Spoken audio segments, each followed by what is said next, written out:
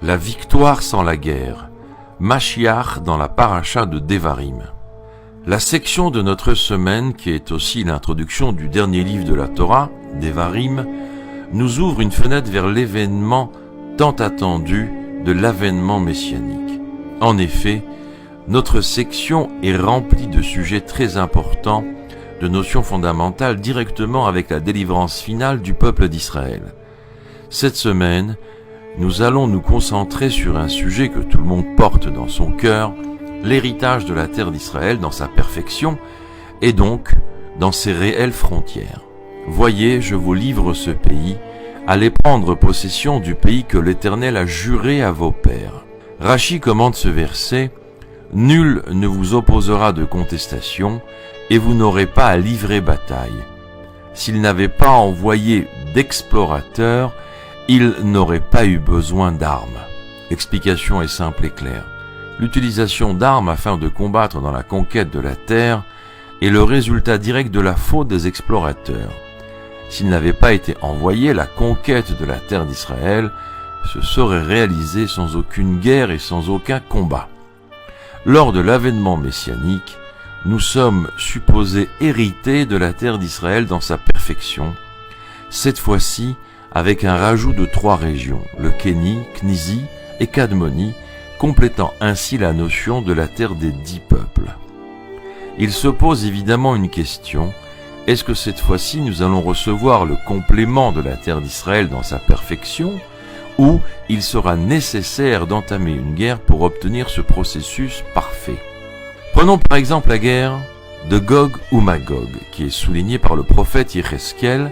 Cette prophétie inclut des moments de grande détresse et de destruction, apportant une perturbation et une confusion chez l'homme. A contrario, les élèves du Baal Shem Tov nous assurent que du fait de la longueur de l'exil, nous sommes absolument quittes des souffrances de cette guerre, plus précisément avec celle de l'Holocauste. Il est aussi surprenant que le Rabbi lui-même, à différentes occasions, précise qu'au moment de l'avènement messianique, il y aura des guerres avec des armes. En effet, il est écrit dans le psaume 149, « Louez Dieu, entonnez pour l'Éternel un chant nouveau, sa louange dans l'assemblée des hommes pieux. » Lorsque le mot « chant » est utilisé au singulier en hébreu, il s'agit d'un chant nouveau qui sera chanté lors de l'avènement messianique. Cela dit, à la suite de ce psaume, il est écrit aussi « Ils ont la grandeur de Dieu dans la gorge et une épée à double tranchant à la main. » Le rabbi prouve ainsi qu'il sera nécessaire d'utiliser des armes afin de soumettre et d'éradiquer les ennemis d'Israël, après avoir chanté le Shir Chadash, le chant nouveau. Alors que va-t-il arriver? Le rabbi va résoudre avec génie ces notions paradoxales. D'après le rabbi, il existe une immense différence entre la conquête de la terre d'Israël, même en incluant les 3 régions supplémentaires, et la conquête de l'ensemble du monde qui sera réalisée par le roi Mashiach.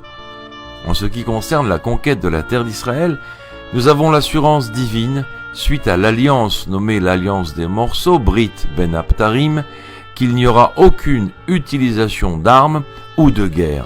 Les peuples des nations nous transmettront ces terres de leur propre gré dans la paix. C'est très intéressant de comprendre la nuance. En effet, si le roi Messie décide de conquérir des régions supplémentaires, par exemple pour s'assurer la sécurité de la terre d'Israël, il est très possible que cela doive se faire par une guerre, même à l'époque de la délivrance.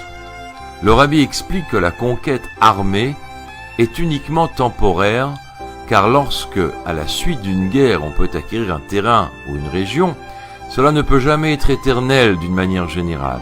A contrario, la conquête de la terre d'Israël a opéré une transformation sur celle-ci, devenant la terre sainte, Eretz HaKodesh. À ce titre, lorsque les enfants d'Israël ont conquis et acquis la terre, elle ne peut plus appartenir à qui que ce soit d'autre, elle sera sanctifiée uniquement pour le peuple d'Israël. À ce moment-là, la divinité pourra être dévoilée à l'éternité. C'est ainsi que cela se déroulera dans l'avènement messianique. La vérité divine vaincra. Cette terre et ces différentes régions appartiennent profondément au peuple d'Israël. Il ne sera pas nécessaire de conduire des guerres afin de les acquérir. Ainsi, Gaza et Jéricho nous reviendront sans l'intervention de Tsaal.